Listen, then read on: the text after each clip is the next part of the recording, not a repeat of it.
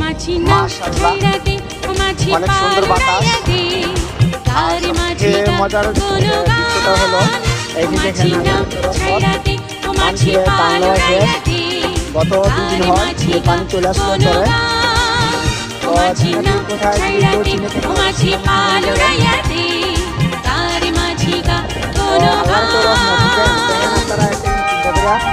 দুদিন চলে কিন্তু আপনি পানিগুলি চলে যায়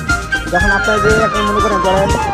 ধান মানলো শেষ ঠিক আছে এখন পানি চলে আসছে এখন বর্ষাকাল আসতেছে আবার মনে করেন এটা আবার কি 5-6 মাস এখন থাকে পানিটা আবার আল্লাহ তো